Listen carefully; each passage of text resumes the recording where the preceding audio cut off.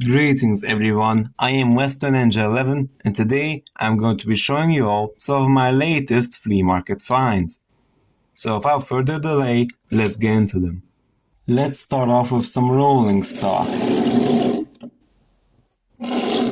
Here we have a take-along red hopper, and how this works is if you spin this section around, all the little rocks inside will come onto this section here, like that, and then you can press this button, which will then open the inside of it and cause the rocks to fall down.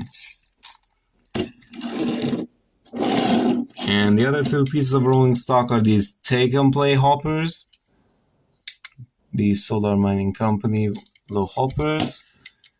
And the feature of these is that if you spin this, you can make the hopper go from empty to full of coal. And I'm glad to have two of these. Next up, we have an Urto Bill. Now you may be asking, Westy, don't you already have an Urto Bill? Oh yeah, I do, and it's right here. But if you take a look at them, you will notice a difference, that being the fact one of them has a plastic face, while the other one has a metal face. And that's the reason as to why I bought this bill, because it was a variant. And you have already known this information if you have seen the diecast iceberg that I've created with my best friend, Sir Grandpa of the Grace. Next up, we have a take-and-play Max. I got this Max because I did not have a take-and-play Max beforehand, or any sort of Max merch in general. And I actually do have a take-along Monty, however that Monty is missing his dumper piece, which is quite unfortunate. But yeah, I'm glad to have a Max in my collection. One thing I do find a little bit annoying about this model though is this little square inside his dumper. It's kind of distracting, to say the least. But it does function, thankfully. Unlike the take-along models, the back of this dumper is actually sealed off. So yeah, I'm glad to have a Max in my collection. The next item that I'm going to show you might surprise you that it is in fact a Thomas related item. It is this little truck here. This here is the Ertl Dyson low loader. In case you didn't know, there were in fact trucks in TTTE that were this J. Dyson Co. brand, however they didn't look like this.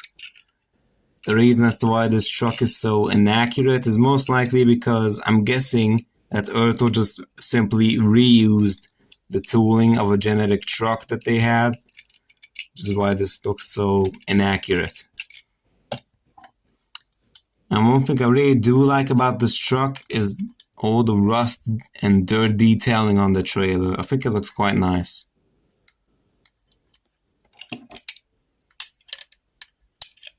And I know this might be a UK exclusive item, but I'm really not sure.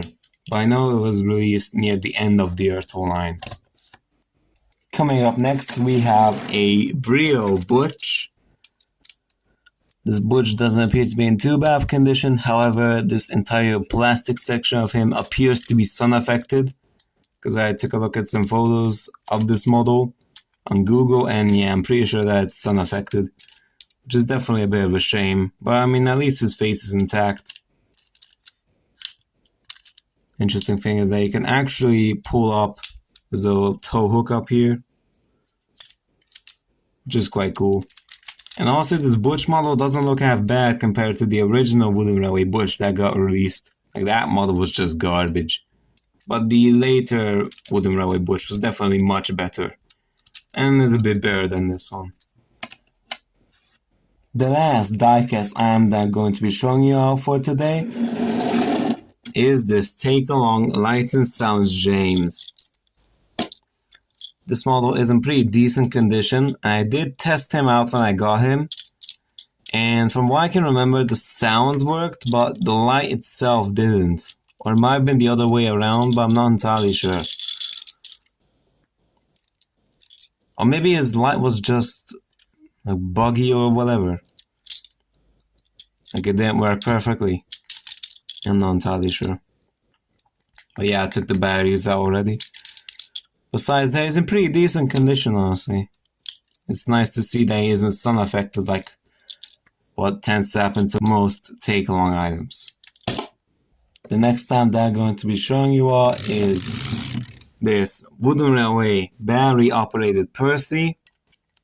If you look at his face, you will notice that this is actually the Tomy release, because the Tomy models were the ones that had these very ugly looking faces.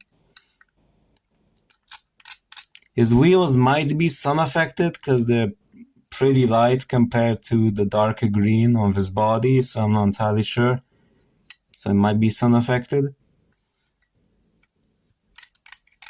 His traction tires are still intact, thankfully, and he doesn't have a lot of damage on him.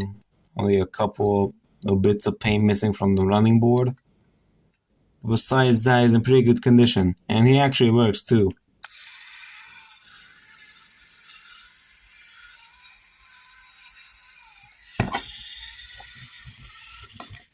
So yeah, I'm glad to have this Percy in my collection. The second to last item that I'm going to be showing you out today is this Motorized Duchess.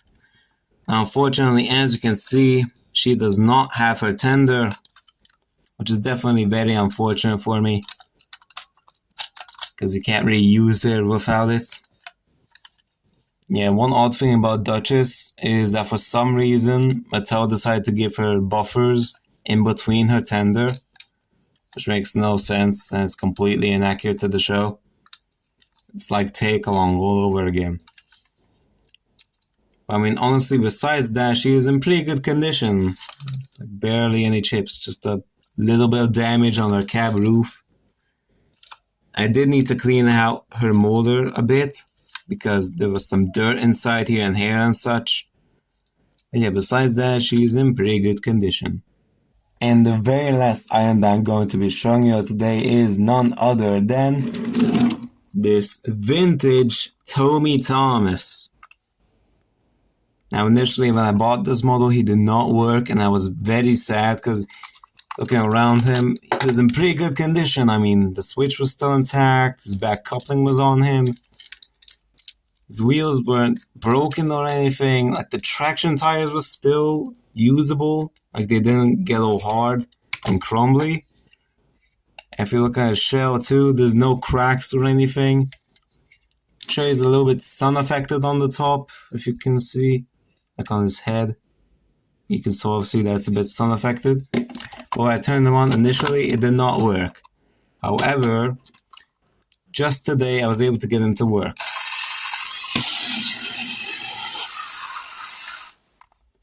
And turns out the reason it didn't work was because his motor was upside down. Yeah, I have no idea how that happened.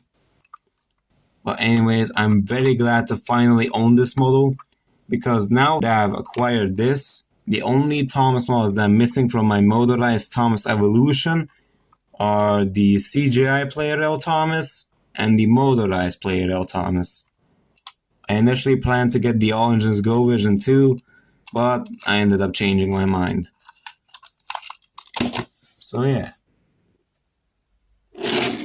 Anyway, that's gonna do it for this Flea Market Finds Showcase. I hope you all enjoyed it, and I will make sure to see you all in the next one.